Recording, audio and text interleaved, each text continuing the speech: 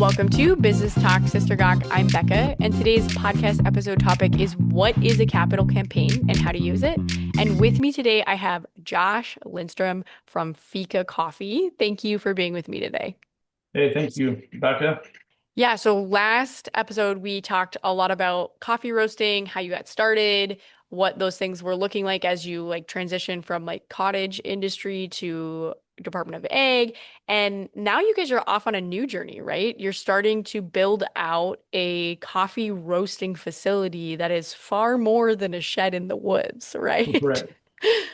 So let's start with this aspect of like what is a capital campaign and how did you hear about it for the first time? I don't know, you kind of got me stuck here. No, that's okay. Another word for it would be crowdfunding. Yeah, I think most of us would be familiar with Kickstarter Hmm. um, as a way where people can give, and there's tiers that they receive um, gifts in exchange for their giving. And I think a big thing for Fika is over the years, I feel like, I've invested a lot. Like I have social capital, and that's kind of like I've built that following. I've created this culture. I've created this movement where people are excited and talking about Fika and sharing the news. So there's that social capital. And I've never like tapped into that. Like I never asked anything directly. And a big part of it is like we don't do paid advertising and paid marketing too. Um, Hmm. I'd imagine our online sales would be way more if we did targeted things, but Campaigns, I yeah. really want that genuine connection. I want someone to really want Fika and to come there. And just out of like respect too. So I think when, it's like, all right, like I'm building this roastery, it's almost 3,000 square feet. There's a studio apartment attached. It's a Fika headquarters too. We're gonna have a roast in there, our packaging offices. There's a sauna in there. There's a bathroom with a shower for all those employees who don't have running water. They can now shower at work. Um, we have a space to train our wholesale customers. So this building is being built and will be done, within the next 8 weeks, 8 to 10 weeks. And so the actual building itself is fully funded, and that came from from myself or Fika. We've put in approximately $100,000 of our own cash into purchasing the land to get in a contract with an architect to get in the land cleared. And then we've also received a Main Street grant from Minnesota for $190,000. And then we also had another private loan with really good terms. And then the bulk of it is a SBA 7A loan from National Bank of Commerce in Duluth. So those funds are building the actual building. And now I wanted to have this fundraising thing. It's like, hey, everything that's going inside this building, like this is a once in a lifetime opportunity. And I want to I want to get the equipment of our choosing in there, and I want to have the studio apartment be furnished. I want to get a new desktop. The one I have is 12 years old. So there's all these little things that are going to From make when you this first building started. a home. And so that's where it's like, hey, let's do this crowdsourcing thing because it could be a, it's not completely different, but we ended up building our own platform. And it just goes back to that social capital. I felt like, hey, we have this following. I haven't asked them directly to help out, and I wanted to take that opportunity to ask them. Yeah, and I think that is super cool that you have decided to make just this environment for your employees too. Like you believe in so much more than just like making money. It's about like building a workforce in a community where it's hard to find jobs and all that kind of stuff. Like I think that's fantastic. So tell me a little bit about like what kind of stuff you did to look at the different types of ways you could go about this crowdfunding and did you have any advisors or anything, or were you guys just kind of making this up as you went along? Yeah, more making it up. So I have two people that are Okay. helping me. One is Hannah Hoagland, and she is a longtime friend. She used to live up here but she helps like with our newsletter, like she designs all the newsletter and kind of helps. I contract some work with her. So she is very familiar with Fika and its growth since we've been in Lutzen. And then Sam is another person who I just met this last year, but has been a long time follower. And he also kind of comes from a design background and a little bit of a media background. So I kind of asked both of them to help me, start this process. And so we looked at Kickstarter was a big one. Um, then also GoFundMe. And then there's a third one I'm drawing a blank of. Um, but I believe like ultimately we just kind of wanted some more flexibility. So like Kickstarter was, they have everything set up there, but then they have this daunting thing is if you don't meet your goal, then you don't get the money. You know what I mean? And Mm-hmm. while that is really risky and adventurous, like that resonates a lot, with me, but it's just yeah, we just wanted more control and more freedom. So we actually just got a Squarespace website and kind of created our own tiers as products and went that route. And then like you'll see there's tiers, but then there's also like one-time gifts. So I know like in our previous episode, these trail races, they gave us an entry for next year that we can also like kind of auction off or someone can purchase Mm. that. Mm-hmm. So we just have a little bit more freedom in that. And if we wanted to extend the fundraiser a little bit more time, we have the freedom to kind of do that. We also are putting updates on that website as well, and little videos and newsletter updates and graphs and stuff. So we have that freedom to kind of go that route. So that's how we landed on doing it ourselves.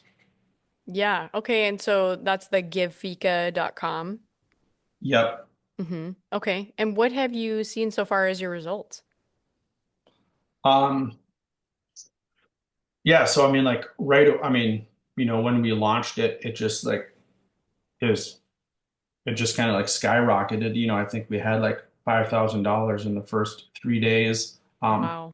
And then it has like really kind of like dipped down after that and has slowed down. And so I had, I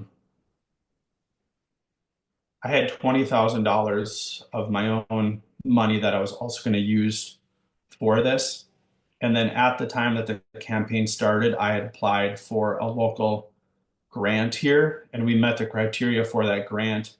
And so we got $25,000 from that grant. So, and when we started the campaign, it's like, should we start with this $45,000 like already there, or should we wait to put that in? And ultimately, we waited to kind of put that in because the grant wasn't secured yet.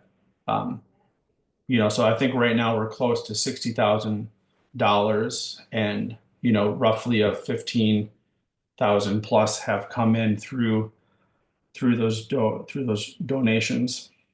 That's awesome. And I think it is exciting too when you have like local economic development funding or whatever that is that backs or matches because it gets people excited that like, hey, like our community is also invested in this. Like that's super exciting.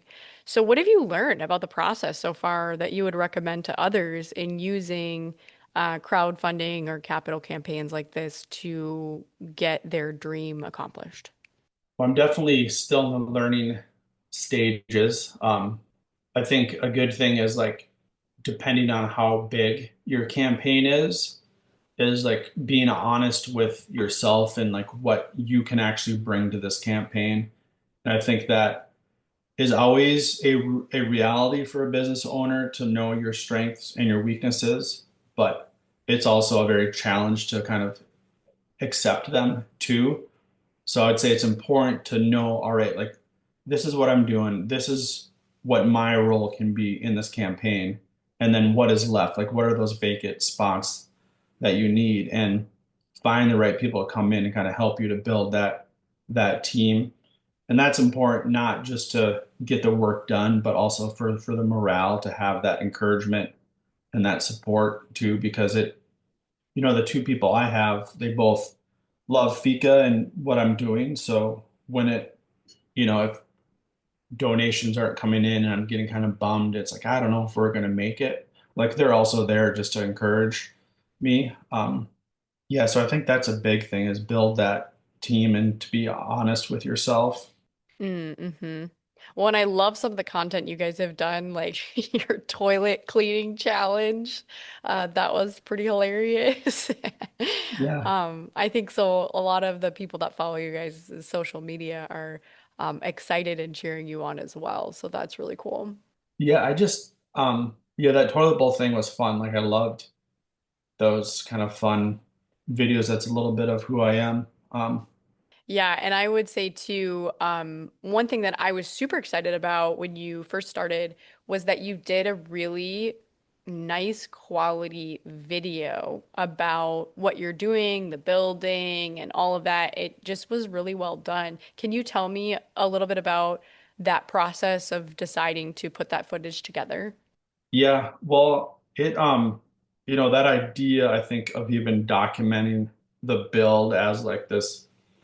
I mean, in my mind, I always have these big grand ideas and it maybe started like, so when this project started, I think I knew at some point I wanted to do crowdsourcing, but even outside of that, I was like, all right, I want to make this massive, like a production, like a three-part video series on it. So that was always in that background. And as reality set in and like needs of budget sat in, it's like, all right, like I think really like what we can do is make this hero, we call it our hero video, like just trying to get that message clean and concise out.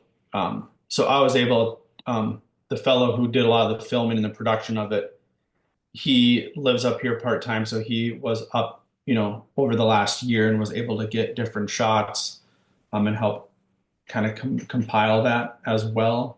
Yeah, so that video kind of came, what started really big came down to really, okay, what do we need this video to kind of show and to tell? Yeah. Well, and I think too, some big things of just like this episode that you've touched on as well as the last episode that I really want to point out to people who are interested in doing either of these things that you've been off doing is one, it's really important to be consistent in developing relationships with your customers because that authenticity and that vulnerability is what allows people to develop trust with you and support you. And then two, making sure that you're on focus. And I know that you've said this throughout some of the things that we've talked about, like you are focused on culture, you are focused on these brand values. And actually, when you go to the Fika website, those things are there. And it's very clear what you guys are about with your brand values. And I think that those are things people resonate with and they get behind. And then telling that story in a succinct way at the right time and not just relying on the public, but also seeking creative funding through grants and opportunities for low cost financing and all that kind of stuff. I think you guys have done a really good job of stacking and making sure that you are pursuing every option that would fit your business. And I think that that's where a lot of people get stuck is they say, well, not a lot of people are supporting me. But you know what? Like you guys did years of work to build that social capital you've talked about before you even said, hey, here's an opportunity to be a part of our story now. Like we're giving you an opportunity to do that. Whereas before, you just provided value to them in a way that they Mhm. appreciated what you were doing. Like Yeah. and I think that those things like I'm just trying to pull those out for listeners because I think that people get so close-minded and overwhelmed by like, this is what I want to do, but nobody supports me. And it's like, well, you're not showing up and doing the hard work to show people that they should support you. And you're not being creative in making sure that you're expanding your options to make sure that you can get to your dream, right? And so I'm just going to say like huge kudos for those things. Thank you. Yeah. Yeah, it's Yes. definitely, I mean, yeah, it is time, it's investment, it's taking risks, and I think Hmm. things happen and like we might have a timeline that we want things to play out. And that timeline often plays out in a different way, and that can be a discouraging things for people too. So just know, like, if things aren't happening in the way that you want them to, but they probably will happen in a different way if we just remain faithful, if we remain to like knowing who we are, taking our risks. Yeah. Hmm. No, absolutely. And I think it's been super fun to watch that process. So if you are not following Fika Coffee online on Instagram or Facebook, you should definitely do that because they have some really fun things that they've been putting out. And how can people find you specifically? Do you want to share that with us? Yeah. So for this campaign, I would for sure go check out givefika.com. That's where you'll see the different tiers that you can donate at. There's an update page there so you can read updates, watch updates. Um, and then our website, fikacoffee.com, sign up for a newsletter. We try to put out a very quality newsletter once a quarter, and that's very manageable. I would love to do it once a month, but it's hard to do that once a month. And then also on Instagram, you'll find us there. You can message us there. Hey, we're in Lutzen. We're soon to be in Grand Marais. So come and knock on Oh, the door and that's say hi exciting. too. Yeah, no, for sure. People have a place to meet you in person. Yeah. That's awesome. And I want to transition now to the gawk portion of this episode, but in doing that, I actually want to circle back to the first episode we did because I think that you probably have a couple more resources that you would recommend for people who are interested in getting started with coffee roasting. And I want to know your perspective on that. Like, who do you like? What are you following? What are you reading? Yeah. So there's one coffee podcast, and it's probably the only podcast that I listen to every single episode. And that's Cat and Cloud. Um, and the three guys that started that have a long history in specialty coffee. But that's a great resource. So they also have some videos. Check out their website. Another really good podcast that I listen to quite a bit is called Keys to the Shop. Um, Hmm. and fun note, in the last episode, I talked about this internship that I was a part of, and I met Chris, the guy who does the podcast Keys to the Shop. He was kind of part of that program on the outside, so I kind of met him there. But he's also very well established. He does more than a podcast. Like he has different consulting and trainings he does as well. Um, so I follow those two, and then I think there is SCA. It's a big specialty coffee show that happens once a year in the United States. I mean, if it's in your neck of the woods or if you can afford to go there, like you're going to meet all sorts of different coffee professionals at different levels. Hmm. Um, all different kind of vendors are there. There's free classes. You can pay to take classes. So that's a great thing. Um, then also I just like start where you're at. Are there any coffee roasters around?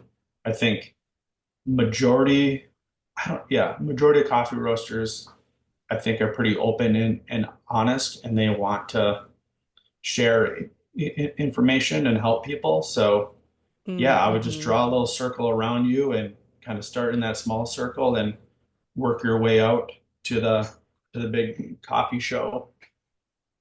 Yeah, no, that's awesome. That's really good And one, advice.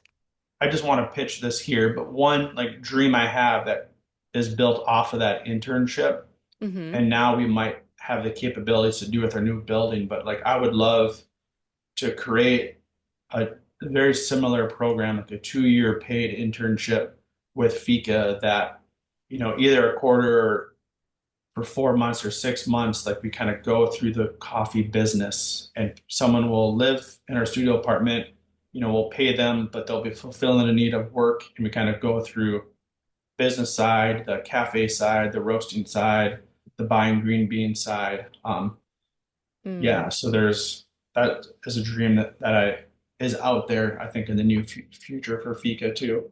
Oh, I'm excited about that. And just so for those of you who are listening, like Josh is like avid advocate for like helping other business owners. When I came to visit him, within 5 minutes, he was like, "You need to go talk to the Grand Marais Art Colony. You need to go talk to this person. I already sent them a text message. You should, she's in her office today. Go see her." Like, I was so blessed by that. And I was like, wow. Like, and that was so instrumental, just so you know, for me in Yeah. like exploring what an art residency would look like and all of that for the stuff that I do with my art gallery. And Yeah. so, yeah, like I'm just saying it is worth the road trip to go visit Josh. Well, thank you for being with me today. I really appreciate your time. Yeah, you are welcome. Yeah, and if you enjoyed this episode, you should give it a review on wherever you are listening, and I will see you next time.